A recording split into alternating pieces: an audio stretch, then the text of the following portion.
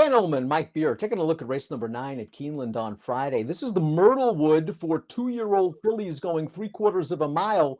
Let's take a look at this field. It's a full field. There's some promising sprint types in here, Mike. The number 7, You Almost Had Me, is cutting back in distance, but she's kept some good competition last time out in the Grade 3 Pocahontas. Vivi's Dream would come out of it to run a good second in the Alcibiades, and she's heading to the Breeders' Cup.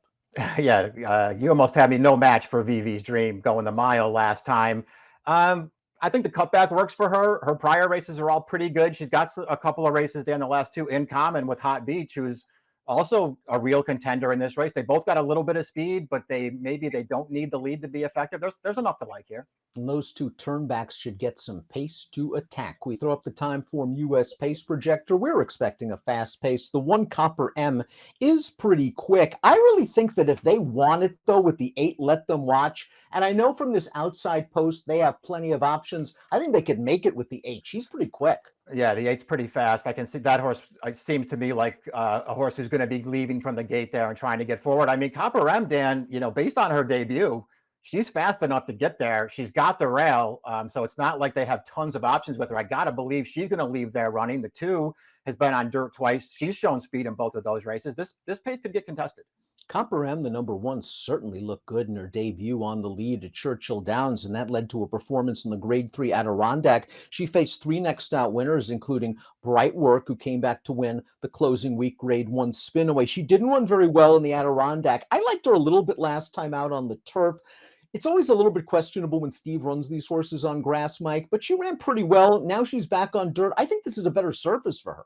I kind of agree with you. I really don't know what to make of him switching her to turf last time. Then it seemed like a really bad sign to me that she was on turf almost immediately after basically a no-show in the Adirondack.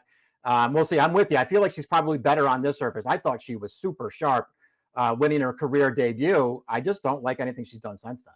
If you're fans of Beyer's speed figure, you're going to be automatically drawn to the number 2 Field Lass, who popped a 92 Beyer speed figure, graduating last time out for Rusty Arnold. I think it is fair to say, Mike, though, that we should take these 5 furlong Beyers with several grains of salt, especially when they're off-turf races.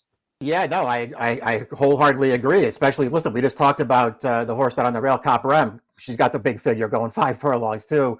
We'll see what it all means going forward, Dan. This horse did look good winning last time, but there are ways to mitigate that performance. And I think most of all, just the fact that she got absolutely loose on the lead in there, and that's probably not going to happen in this race. Yeah, she was very quick in that race. Whether she is as quick as the 1 and the 8, that's a big question mark. It's likely they're going to go a lot faster early. So a big test for Field Lass and Julien Leparoux. Hot Beach earned a stakes win second time out, going 7/8 of a mile in the Ellis Park Debutante. She was on the lead last time out in the Pocahontas. I think they revert to the stalking tactics that worked in the Debutante 2 starts back, and that might be enough to springboard her into the winner's circle. I'm going to agree with all that stuff. I mean, I thought she ran fine winning the Debutante, even in that race, and that was going 7. It didn't really look to me like she really wanted to even go that far, but she managed to hang on at the end of that race and get the job done. She contested it last time. The mile, to me, looked like it was way too far for her. I like her cutting back in distance. I think she can get the right trip in this race. And to me, she's certainly a contender in here. Well, the number 4 Fibber has not been good out of the gate in her first 2 starts. It hasn't mattered at all because she has shown the professionalism as a young 2-year-old filly to pass horses in the stretch. She's a perfect 2 for 2. She got a setup last time out at Churchill. She's going to get another one here. Now she gets the class test. Yeah, they're going to move her up here, face some better horses, and just see, how it all works out. I think she's looked really good winning both of her races, Dan. I mean, the debut at Ellis Park, yeah, that's at a time when speed was, just sort of winning everything at Ellis Park at that point. She came from off of it. She won that race really impressively, I thought. She was good last time. Did they go fast in front of her? Yeah, the pace was there for her, but she moved up strongly. She did it on her own. She had to wait behind horses in the stretch. She was fine with that. And then once she got the seam, she went on with it and won that race pretty convincingly. I think she's pretty good.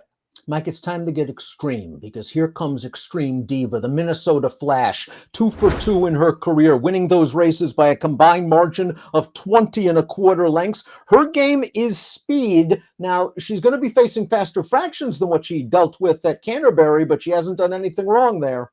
Exactly, and she gets a figure for this win too. An 81 buyer sort of puts her right in the mix, Dan. This pace is supposed to be way more demanding on her, and it sort of feels like she's probably facing better horses too. But who knows? Maybe she's not. She's looked good winning both of her starts. She's extremely fast. Extreme Smoke Show, her next door neighbor, the number 6, comes with an extreme burst of late speed over the Keeneland turf course, going 3/4 of a mile. She also graduated at Canterbury. This was a nice performance, though. Dismissed at 12-1. She kicks on strongly in the stretch. Yeah, she's the longest shot on the board in this field. She got a pretty good trip in this race, though, Dan. You can just see her. She's not, she's not flying through the stretch, but she's just sort of making her way forward. She's going to take over in the very late stages and get the job done. Nothing wrong with this performance. She might have a faster pace in front of her here. That could work to her advantage, too. I do think she's going to have to take a step forward. You almost had me, a very early 2-year-old. She won her first 2 starts in short sprints pretty impressively. She might have had an excuse in the debutante because it was one of those situations where she didn't break very well and for the first time in her career wound up well behind horses. In the Pocahontas, she and Hot Beach were sort of vying for the lead, and they both ended up playing second fiddle to VV's Dream. This time around, you almost had me. Draws outside with tactical speed. She'll be in with a chance turning for home. Yeah, I agree with that. I mean, we'll see. I don't know how short I'd be willing to go on her, Dan, but I won't be surprised when she just runs a better race here. Ultimately got the better of Hot Beach last time, but boy, it was hardly decisive. But she did finally get second. She had a big excuse too back though. Although the number 8, Let Them Watch His Buyer speed figure, dropped 12 points off her debut win in her second start, she sure looked good doing it. This is the Sharp Susan Stakes in mid-August. Let Them Watch was odds on, and she won as an odds on shot should. Yeah, she wins very easily here. She looks good winning her debut when just blasting off to the front and never facing a challenge. She's got things well in hand here in the late stages as well, Dan.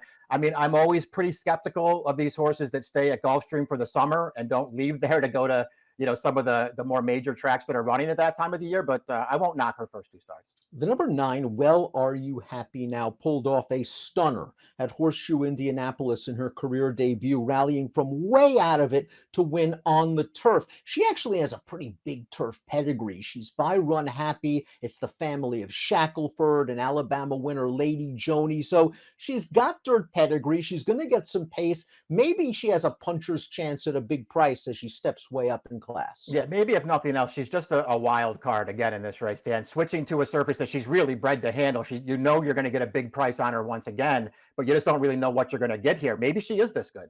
Wide open race. Top pick time for the Myrtlewood. And Mike, you're going to go with Fibber, and why not? She's looked good coming from off the pace in her first 2 starts, and she's going to get a setup again. And because her buyers may not be, really flashy, she's going to be a good price. Yeah, that's exactly how I looked at her, Dan. I didn't really see that she could take too much money in here. I do think this pace is going to be competitive, though. I think that really helps her chances, and I like both of her starts. Field last to me is a huge, huge question mark. I can't take 4-1 on her on the morning line. She would have to really drift for me because I'm not sure she can make the lead as she races in this stakes competition for the first time. But she did look good winning. She did get a buyer, albeit 5/8 of a mile. If she drifts, I want to use her. I'm just fascinated to see what we get from Extreme Diva coming down from Canterbury off those 2 blowout wins. It's a wide open race. It could be a spread race, the Myrtlewood. Mike's going 4-7-3-1. I'm going 2-5-7-4. Good luck.